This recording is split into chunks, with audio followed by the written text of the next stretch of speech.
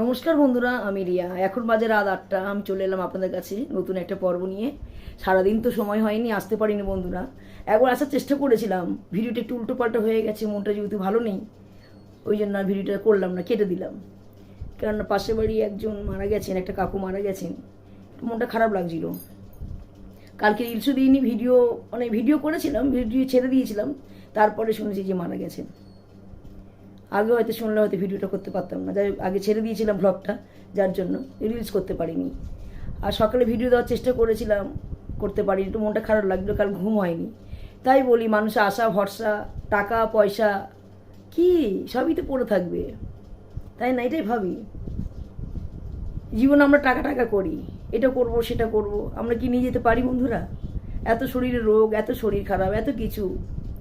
যাই হোক, যতদিন আছে আমাদের কর্ম করতে হবে, কিন্তু এটা তো আমার কাজ। অনেকে ভাবছেন যে পাড়ার লোকও তো ভাবতে পারে যে মারা গেছে, কি কি ভ্লগ দিচ্ছি, রিলস দিচ্ছি, কিন্তু এটা আমার কাজ, কাজ তো আমাকে করে যেতেই হবে, কিছু করার নেই। সকালে ভিডিও দিতে পারিনি, আসতে পারিনি আপনাদের কাছে, রাত 8টা বাজে আপনাদের কাছে এলাম। চলুন, মেয়ে বলছে আমি মোগলাই খাবো, চা বিস্কুট খেয়েছে, আর আমি পাটিসাপটা করেছে, কালকে দেখাতে পারিনি বন্ধুরা, এক পিসে রয়েছে, একটাই আমি দেখাচ্ছি আপনাদের। ভাবি যে রিয়াদি হয়তো বলছে, কালকে যে পাটিসাপটা করে ভিডিওটা করব আমি করতে পারিনি। এই তো এক পিস না, সরি 2 পিস রয়েছে, এক থালা ছিল। শ্বশুরবাড়ি কটা নিয়ে গেছে আপনাদের দাদা, আর আমার মায়ের জন্য কটা পাঠানো হয়েছে, আর আমার ছেলে মেয়ে আমরা খেয়েছি। যাই হোক, তারপরে জিনিসটা হয়েছে, আর করতে পারলাম না। তারপরে এই সংবাদটা এলো। যাই হোক, আমাদের এবার মাথা ফ্রি রাখতে হবে, নিজের কর্ম করতে হবে, সবাইকে একদিন না একদিন ছেড়ে যেতে হবে। যতদিন বেঁচে থাকি ততদিন আমি ব্লগটা দিয়ে যাব, আশা করি দিতে পারবো। কারণ আমারও টাইম চলে এসছে, আমার শরীর খুবই খারাপ, বুঝতেই পারছেন আপনারা, মাসে 3টে দিন একটু কষ্ট পাই। চলুন মেয়ে কী করছি দেখাচ্ছি। মেয়ে বলছে মা মোগলাই খাবো। চলুন কী করে বানাচ্ছি, আমার ঘরের মতো আমি বানাতেই যাচ্ছিলাম। এই দেখুন না, রাত্রিবেলা চলে এসছে, ভাত খেতে পারবি তো? মায়ের দোকানের মতো হয়েছে, দোকানের থেকেও ভালো হয়েছে। এটা একটু কড়া করেছি। হ্যাঁ, খুব সুন্দর করেছে। এটা তোমার জন্য করছি, ওই জন্য কড়া। আমি কড়া খাবো?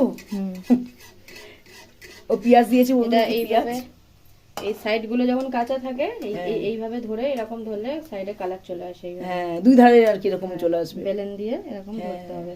দেখেছেন বন্ধুরা, আমি কত কি একটা পারি। করে দেখাচ্ছি, এটা তো হয়ে গেছে, আর একটা করে দেখাচ্ছি আমি কিভাবে করি। টেকনিকটা দেখুন। সবাই করতে জানে, এখন মোগলাই পরোটা সবাই করতে জানে। ওই এমনি বিয়ের আগে থাকতেও ভালো ভালো রেসিপি করতে পারতো, ইউটিউব যেই থেকে এসছে, কিন্তু ওটাকে কাজে লাগায়নি, লাগিয়েছিল কাজে, তবে ছেড়ে দিয়েছিল, অনেক রকম কাজ করতে লাগে তো, যদি থিয়েটার করতো সময় পেত না। তাহলে ও চেষ্টা করে, চেষ্টা দেখি না। আমি কিন্তু রান্না শেখাইনি বন্ধুরা, নিজে নিজে শিখেছে, আমি কিচ্ছু শেখাইনি, নিজে নিজে সব শিখেছে। ডিম দিয়ে করছে, চিকেন দিয়ে করা যায়, ডিম দিয়ে আমার বেশি ভালো লাগে। কি সুন্দর করেছে, এই সাইডের কালার গুলো চলে আসে, চারদিকটা খুব সুন্দর ভাবে হয়। খুব সুন্দর হয়েছে, একটা সেন্ট বেরাচ্ছে বেশ। এটা একটা কালার চলে, একটা মশলা দেয়, মশলা কি মশলা দিয়েছিস ওর মধ্যে? এর মধ্যে একটু ওই সামান্য একটু হালকা একটু গরম মশলা দিয়েছিলাম, হালকা একদম, বেশি দেয় না ডিমে। ভালোই ফুলে গেছে, কিন্তু দোকানের থেকেও ভালো হয়েছে, পুরো ভেতরে পুরো এটা ফুলে গেছে। হ্যাঁ, কালার চলে আসছে, এবার আমি নামিয়ে দেবো। এটাকে আমি কেটে দেখাচ্ছি, দেখুন কি সুন্দর করে করেছে। সব দিক থেকে কালার চলে আসছে। গ্যাসটা কমিয়ে দেবো। মোটামুটি অনেক রকম রান্না পারে, জানেন তো, ওকে আমি আসতে দিই না বাড়িতে, কেন বাড়িতে রান্না করে খায়। আমি এটা কেটে দেখাচ্ছি, 1 মিনিট দেখি ছুরিটা। ওই ছুরি আনতে গেছে, ছুরি এনে দেখাচ্ছে, কি সুন্দর ফুলেছে দেখুন। ময়দাটাও সুন্দর করে মেখেছে, মাকে অনেকক্ষণ ধরে মাখলে কি সুন্দর করে মাকে ময়ান দিয়েছে।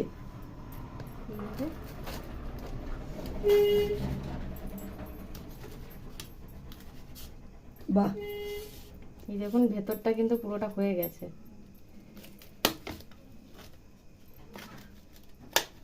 বাহ, খুব সুন্দর হয়েছে,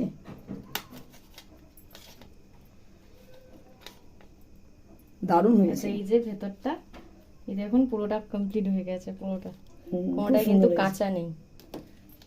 ও টুকটাক খেতে খুব ভালোবাসে, আমার ছেলেও তাই টুকটাক খায়, সেই বড় বড় সস, তারপরে আরো অনেক অনেক কিছু সব খাবার জন্য নিয়ে আসে, নিজে বানিয়েও খায়। দাদা খেয়ে বলো কেমন হয়েছে। বাবা দরজাটা খোল একটু। হ্যাঁ, এই যে ছেলের জন্য নিয়ে যাচ্ছি, নিয়ে বানিয়েছে। ও হয়ে গেছে রেডি। দাদা সসটা নিয়ে আসি, ক্যামেরাটা নড়ে যাচ্ছে বন্ধুরা, এক হাতে ক্যামেরা করছি তো। এই দেখুন সস নিয়ে বসে পড়েছে। এই আমার মেয়ে আসলে আর ছেলে একসাথে দুজনে এরকম না, কিষান সস। আর ওটা কি নিয়েছি, ওটা কি নিয়েছিস দেখি, ওটা কি নিয়েছিস? এটা মায়োনিজ নিয়ে সব বসে পড়েছে, এ নিয়ে খাবে এইগুলো। শুরু করছি, খেয়ে দেখ কেমন লাগে। বোন বানিয়েছে, খা। হ্যাঁ এই তো ও ভালো বানায়। হ্যাঁ ভালো বানায় তো, সুন্দর বানায়। এই দেখুন একটা মেয়ে দেখাচ্ছে, দেখুন কত ফুলেছে ডোগুলো, দেখুন না। সবাই পারে এগুলো করতে এখন। ও রুটিটা খুব সুন্দর গোল করা, আমি এখনো বন্ধুরা করতে পারি না রুটি, জানেন তো। এই ডিম নিয়ে দেখুন, ডিমের ঝোড়া নিয়ে বসেছে। খুব সুন্দর হয়েছে মাম, দারুণ হয়েছে কিন্তু, এত সুন্দর ফুলেছে। এটাকে বড়, যত বড় করবে হুম, তত ডিমটা একটু বেশি স্প্রেড হবে। জায়গা শর্ত বন্ধুরা, বুঝতেই পাচ্ছেন। ছোট জায়গার মধ্যে যেটুকুনি হয়, কলকাতার বুকে জমি কিনে বাড়ি করাটা খুব কষ্টকর। কপালে যেইটুকুনি ছিল সেইটুকুনি করেছি। এইভাবে, এই যে এইভাবে হাত দিয়ে এবং স্প্রেড করে দিলেও হয়ে যায়। এটা যেটা এটা গোলই করতে হবে এরকম কোনো মানে নেই, যেটা গোল ওটা মুড়ে গেলে তো আবার তো চৌকো হয়েই যাবে। ওর মধ্যে পেঁয়াজ ডিম পড়বে, তাই তো? দেখিয়ে দিচ্ছি। এই যে প্রথমে যে পেঁয়াজ লঙ্কা দিলাম, পেঁয়াজ লঙ্কা দিয়ে দিলাম, যে পেঁয়াজ লঙ্কা দিলাম, দেখুন আমি এর মধ্যে দিয়ে দিলাম এই যে, দেখুন কত অসাধারণ রেসিপি মেয়ে বানাচ্ছে একটা। আর এই যে নুন দিয়ে দিলাম।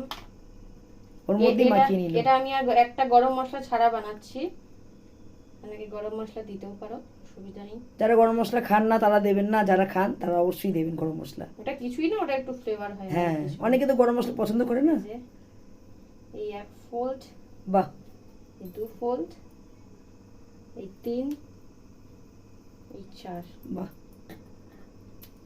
এই এবার তুলে এই দিয়ে দিলাম। দেখেছেন কত সুন্দর করলো, এরকম ফুলবে। তখন আমি আবার দেখাবো কত সুন্দর করে হালকা আছে করছে। বাট অনেক কিছু রেসিপি করেছে, এতগুলি ডো করেছে, মানে 8খানা ডো করেছে। আর ডিম এতগুলি ফ্রিজ থেকে বার করেছে। খেতে খুব ভালোবাসে আমার মেয়ে, প্রচুর খেতে ভালোবাসে, খাওয়াতেও লোককে ভালোবাসে প্রচুর। তা বলে আমি খাবো না বন্ধুরা, আমি খাবো না, আমি শরীরচর্চা করছি। এই খাবে তো আর ভাত খাবে না, জানেন তো। দেখুন ভাত, মাংস, তরকারি, মানে মাংস তরকারি বলছে, মাংস ঝোল ও নিজেই করেছে। এই কতটা আছে এখনো, সকালবেলা দেখাতে পারিনি। বলছি খাবো না, মেয়ে বলছে আমি এক টুকরো খাও না অন্তত। রাত্রিবেলা তো ভয় লাগছে বন্ধু, দিনের বেলা হলে খেতাম।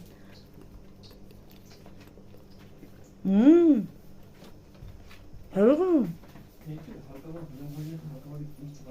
খাটো খাবো মানে কি ভালো হয়েছে বন্ধুরা, বলুন তো খাবো না, টেস্ট লাগছে বেশ। মেয়ে মুখের মধ্যে পুড়ে দিল। মেয়োনিজ না কি বলে, আমি না মধ্যে নামটা উচ্চারণ করতে পারি না।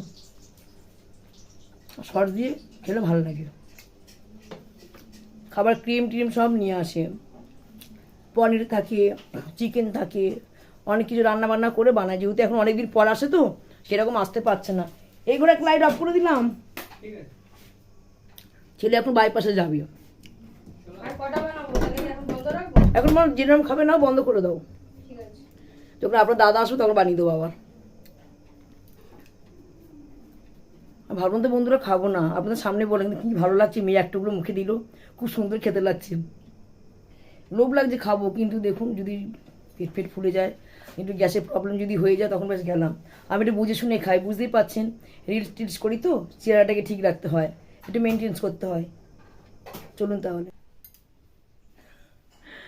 বললাম খাবো না, দেখুন বন্ধুরা আবার আমাকে একটুগুলো দিয়ে গেল, একটুখানি মুখে দিয়েছে, ভাল লাগছিল বলেছি, বললাম খাবো না, ওরা এইটুখানি মুখে দাও। সত্যি কথা বন্ধুরা বিশ্বাস করবেন, আমি খেতে পারি না।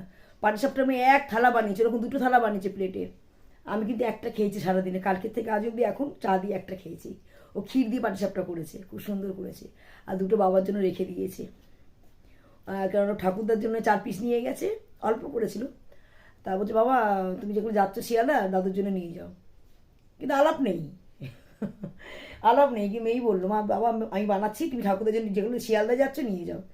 সেদিনে পিঠের সময় পাঠিয়েছিলাম, সংক্রান্তি অনেক কিছু 7 রকম পিঠে বানিয়েছিলাম, পাঠিয়েছি। 7 রকম পিঠে করেছি বন্ধুরা, সংক্রান্তি পাঠিয়েছি।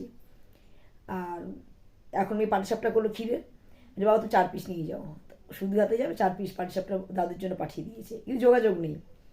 যাই হোক আমার মাকে দুটো দিলাম, মা তো খাবেন না, বেশি খেলে আবার বলবে কি আমাকে কেন দিয়েছিস, খেয়ে গেল না, জোর করে একটা বাচ্চাকে দিয়ে পাঠিয়ে দিয়েছি। চাবি রেখে চলে গেছিলো, সকালে এসেছিল, চলে গেছে না বলে। আর মেয়ে দুটো হয়তো খাচ্ছে, ছেলে এক টুকরো খেয়েছে, আর আমাকে যখন তুমি খাও ভালো লাগবে, আর তাহলে আমাকে জোর করেছিলাম এক টুকরোই খাবো।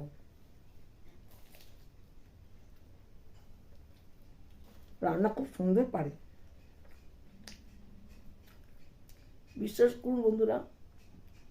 আমি কিন্তু আমার মেয়েকে রান্না শেখাইনি। এক গ্লাস চা মানে এক কাপ যে চা করবে আমি সেখানে পছন্দ করতাম না, কেননা আমার মেয়ে থিয়েটার করতো, সিরিয়াল করতো, মুভিতেও কাজ করেছে, অ্যাড করেছে, ও জগৎটা একটু আলাদা ছিল, সেইভাবে মানুষ করেছে আমার ছেলে মেয়েকে। ছোট্টবেলা থেকে আমার ছেলের যখন 7 মাস তখন থেকে ও মানে হারমোনিয়ামে হাত, তবলার ডিগ্রি আছে আমার ছেলের, সব কিছুই করেছে, গান বাজনা বেছে নিয়েছে। আমার ছেলে তবলা, হারমোনিয়াম, কিবোর্ড সব বাজাতে পারে, নাল, ডুয়েট গানও গায়, ছেলে মেয়ের নিজের কণ্ঠে গানও গায়। ওটাকে নেয়নি, সাবজেক্টটা নেয়নি, যাই রিহার্সালে যায়, ট্যালেন্ট আছে মোটামুটি। আপনাদের আশীর্বাদে, ভগবান আশীর্বাদে আমি সব শিখিয়েছি। একটা মা যেটা আশা করে আমার ছেলে মেয়ে শিখবে, শিখিয়েছি। মেয়েকেও ডান্স শিখিয়েছি, মেয়েকেও আমি অনেক সময় দিয়েছি, প্রচুর সময় দিয়েছি। এমনও দিন গেছে মেয়ে থিয়েটার করছে, কি ক্লাস করছে ইন্দ্রাণী ম্যামের কাছে, আরও আছে, অনেক আর্টিস্ট ফর্ম আছে।